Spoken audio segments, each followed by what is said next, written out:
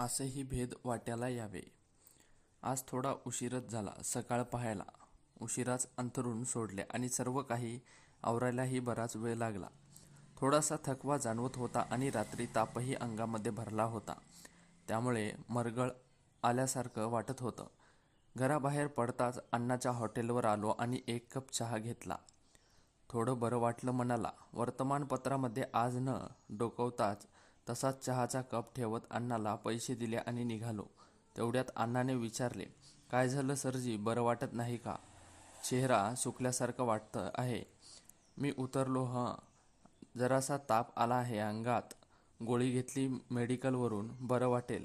एवढं बोलून बाहेर निघालो आणि अण्णा मागून ओरडतच म्हणाले, अरे घरी आराम करा हो सरजी, गोळी घेऊन काळजी घ्या.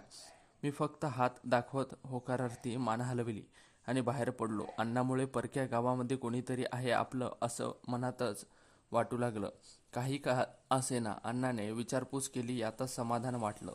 जाता जाता मेडिकलवर गोळी घेतली आणि कंपनीमध्ये पोहोचलो की घेऊ या हिशोबाने रिक्षास हात दाखवला. कंपनी गाठेपर्यंत बराच उशीर झाला होता आज आणि तसाच माझा अंगात तापही वाढत चाललेला होता. थोडा अस्वस्थपणा अजूनही वाढू लागला. रिक्षातून उतरल्या कंपनीचे फाटक उघडले आणि तिथेच तापाची गोळी घेतली. पाण्याबरोबर सुरक्षा रक्षकाने लगेच विचारले, साहेब बरं नाही का? कसली गोळी घेताय? अरे काही नाही भाऊ, जरासा ताप आला आहे, जास्त काही नाही. आता गोळी घेतली बरं वाटेल. मी भाऊच्या खांद्यावर हात ठेवला आणि म्हणालो. भाऊने लगेच माझा हात पकडून पहिला आणि तो थोड्या वेळाने आवाजातच उदारला, कसलं बरं वाटणार आहे? ताप केवढा आहे पाहिलत का? निघा घरी, आराम करा, नाहीतर एक काम करा, इथेच माझ्या कॅबिन रूममध्ये जाऊन पडा. बरं वाटलं की मग जा घरी. मी थोडं स्मित हास्य आणलं आणि म्हणालो, भाऊ काळजी नाही रे, बरं वाटेल मला. आता गोळी घेतली मी, ठीक नाही वाटलं तर मग जाईल घरी. चल मी येतो. एवढं बोलून भाऊ काहीतरी म्हणत आहे हे कानामागे टाकतच मी आत प्रवेश केला. भाऊ पण भला माणूस वाटला. किती काळजी यांना माझी. नातलग लोकांपेक्षाही काय कमी आहेत का असं मनाला वाटू लागलं की असं वाटणंही साहजिक आहे की परकी लोक जर एवढ्या आपुलकीने आणि काळजीने मनात शिरत असतील तर वाटणारच. हे मी माझ्या केबिनमध्ये आलो आणि खुर्चीवर विसावलो. तोच म्हात्रे लगबगीने माझ्याकडे ओरडतच आला आणि अहो किती उशीर, आज कुठे होता? साहेब किती वेळ झालं तुमची वाटच पाहत आहेत, लवकर जा त्यांच्या कॅबिनमध्ये, भयंकर चिडलेले आहेत साहेब. मी लगेच खुर्चीतून उठलो आणि माझ्या साहेबांच्या कॅबिनकडे निघालोच. मी बेफिकीरपणे विचार करत निघालो होतो, कारण मला माहिती होतं की साहेब माझ्यावर ओरडणार नाहीत. मी काही नेहमी उशीर करणारा माणूस नव्हतो आणि कामचुकार देखील व्यक्तीही नव्हतो. माझी कधीच कोणतीही तक्रार साहेबांकडे जात नसायची. त्यामुळे साहेब मला काही बोलतील उशिरा येण्याबद्दल मला वाटत नव्हतंच. वरून माझा चेहरा पाहताच साहेब मला विचारतील की काय झालं. माझ्याकडे कारणही आहे खरं ते. त्यामुळे मी बिनधास्तपणे सुकल्या चेहऱ्यानेच साहेबांच्या कॅबिनमध्ये गेलो. साहेबांनी मला पाहताच हातातली फाईल खाली ठेवली आणि ते रागातच ओरडले, ही पद्धत आहे का कामावर यायची? किती उशीर झाला आहे माहिती आहे का? मी काही बोलत नाही तुम्हाला म्हणून गैरफायदा घेता काय? तुमच्यामुळे इथे कामाचा किती खेळखंडोबा झाला आहे माहीत आहे का?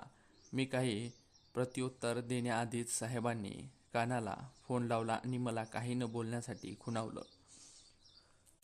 मी तसाच शांत उभा राहिलेला. साहेब फोनवर बोलत होते. नमस्कार, आमचा माणूस आलाय. एक काम करतो, माझ्या माणसाला सर्व कागदपत्रे घेऊन तुमच्याकडे पाठवतो. त्याला तुम्ही सर्व बाबी विचारून घ्या आणि काही अडचण असेल तर तुम्ही मला एक फोन करा. बाकी आमचा माणूस तसा हुशार आहे, तुम्हाला नक्कीच सर्व बाबी व्यवस्थित सांगेलच याची खात्री आहे मला.